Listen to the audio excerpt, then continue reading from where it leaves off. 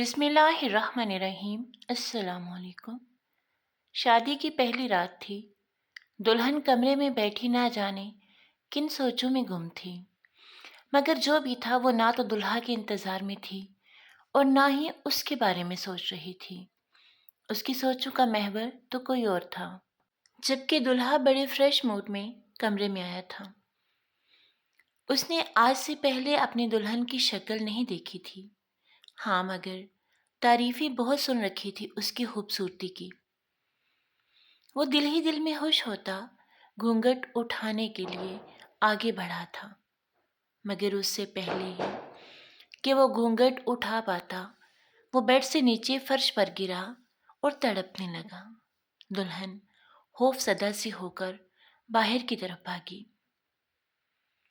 یہ کہانی ہے مائرہ اور ماجد کی۔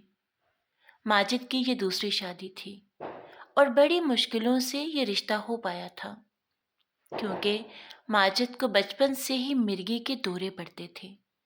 کافی علاج کروائے گئے مگر کوئی افاقہ نہ ہوا۔ وہ شکل و صورت کا بھی اچھا تھا اور اپنا کام دھندا بھی کرتا تھا، چاہا سا کما لیتا تھا، مگر یہ بیماری تو اس کی جان کا روگ بنی ہوئی تھی۔ اس کی پہلی شادی ہوئی تو تب بھی دلہن والوں کو اس کی اس بیماری سے بے خبر رکھا گیا، مگر شادی کے بعد جب ماجد کی بیماری کی بات کھلی تو انہوں نے طلاق کا مطالبہ کر دیا کہ ابھی تو بچے نہیں ہیں، اولاد کی ہو جائے تو ٹھیک ہے، ورنہ یہ بیمار انسان جو خود کو نہیں سنبھال سکتا وہ بیوی بچوں کا کیا خیال رکھ پائے گا۔ یوں پہلی شادی ختم ہو گئی، پھر کافی عرصہ تک کہیں رشتہ ہی نہ ہو پایا۔ ماجد کی عمر نکلتی جا رہی تھی اور ماں کو بڑی فکر تھی اس کی، اور اسی فکر اور ممتا نے انہیں مجبور کر دیا کہ اپنے بیٹے کا گھر بسانے کے لیے دوسری بار انہوں نے پھر جھوٹ کا سہارا لیتے ہوئے ماجد کا رشتہ پکا کیا، اس بات کی پرواہ کیے بغیر کہ لڑکی کیسی ہے، اس کا بیک گراؤنڈ کیا ہے، جبکہ لڑکی والوں کو یہ نہیں بتایا کہ ماجد مرگی کا مریض ہے۔ مگر یہاں ایک دھوکہ ان کے ساتھ بھی ہوا۔ اصل میں رشتہ کروانے والوں نے جہاں ماجد کی اصلیت چھپائی تھی نا، وہیں دلہن یعنی مائرہ کی پہلی شادی اور اس کے کردار پر بھی پردہ ڈالا تھا۔ یوں دونوں ایک دوسرے کے عیبوں سے انجان تھے۔ وہ بات تو تب کھلی جب شادی والی رات کو ماجد کو مرگی کا دورہ پڑا، اور اس کے یہ دورے تب بڑھ جاتے جب یا تو وہ ٹینشن میں ہوتا یا بہت زیادہ خوش ہوتا۔ ابھی بھی وہ زمین پر پڑا تڑپ رہا تھا جب دلہن بھاگ کر گئی اور گھر والوں کو بلا لائی، اور اس بات کو لے کر اس نے کافی واویلا بھی کیا، کسی بھی بات کا لحاظ کیے بغیر وہ اپنی زبان کے جوہر دکھا رہی تھی۔ اسے تو اس بات کی بھی پرواہ نہ تھی کہ وہ دلہن بنی ہے اور اس گھر میں اس کا پہلا دن ہے۔ وہ خوبصورت اور بظاہر معصوم نظر آنے والی مائرہ نے پہلے دن ہی سسرال والوں کو باور کروا دیا کہ وہ گھر بسانے والوں میں سے نہیں ہے، اور مائرہ کی حقیقت تب کھلی جب شادی کے ایک ماہ بعد اس کے موبائل پر کسی انجان نمبر سے کالز آنے لگی، اور وہ کمال ہوشیاری سے یہ سب کچھ گھر والوں سے چھپائے ہوئے تھی۔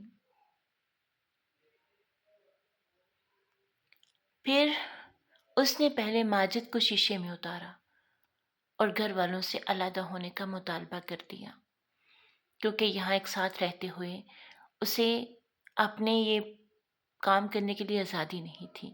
ماجد تو یہ سب نہیں چاہتا تھا، مگر مائرہ کی ضد اور ماں کے سمجھانے پر وہ مائرہ کے ساتھ الگ گھر میں شفٹ ہو گیا جو کہ کرائے پر تھا۔ اب مائرہ آزاد تھی، کوئی روک ٹوک نہ تھی، اس کے غیر مردوں سے رابطے بڑھ گئے جیسا وہ شادی سے پہلے تھی، اور اسی وجہ سے وہ ایک جگہ سے طلاق لے چکی تھی، مگر اس کی عادت یا فطرت کہہ لیں وہ نہ بدلی۔ ماجد دن بھر کام پر ہوتا، وہ مائرہ کو خوش رکھنے کی کوشش کرتا رہتا۔ وہ مائرہ کی حرکتوں سے ابھی تک انجان تھا۔ ویسے بھی مائرہ جیسی بے حیا عورتوں کے پاس اپنے گناہ چھپانے کے لیے کئی طریقے ہوتے ہیں، اور ماجد تو ویسے بھی اس کا دیوانہ تھا۔ اگر کوئی اشارے کنایوں سے اسے مائرہ کی حقیقت بتانے کی کوشش کرتا بھی تو ماجد اسی کے خلاف ہو جاتا کہ یہ لوگ تو ہم میاں بیوی سے جلتے ہیں۔ شادی کو 1 سال ہونے کو آیا تھا۔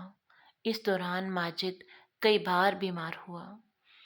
وہ جب بیمار ہوتا تو اس کے بھائی اور ماں اسے گھر لے جاتے۔ وہ سب بھی مائرہ کی حقیقت جان چکے تھے مگر ماجد کو سمجھا نہ پائے۔ ایسے ہی ایک دن مائرہ گھر سے شاپنگ کے بہانے نکلی اور کافی رات ہو گئی مگر واپس نہ آئی۔ اس کا نمبر بھی بند تھا۔ اس کے میکے میں کال کی تو انہوں نے الٹا الزام لگا دیا کہ اگر ہماری بیٹی کو کچھ ہوا نا تو اس کی ذمہ داری آپ پر ہوگی۔ مائرہ نے نہ واپس آنا تھا اور نہ ہی وہ آئی۔ ماجد نے کچھ دن تک اس کو ڈھونڈا مگر اس کے بھائیوں نے کہا کہ اچھا ہے خود ہی چلی گئی، وہ رکھنے کے قابل ہی کہاں تھی۔ ماجد دوبارہ اپنی ماں کے پاس اپنے گھر چلا گیا۔ ماں بھی بوڑھی ہو چکی تھی۔ بھابھیوں پر ماجد کی ایک روٹی بھاری تھی۔ وقت جیسے تیسے گزرنے لگا۔ مائرہ کو گئے 2 سال ہونے کو تھے۔ مائرہ والے قصے کو سب بھول چکے تھے جب اطلاع ملی کہ فلاں نالے میں سے ایک عورت کی لاش ملی ہے۔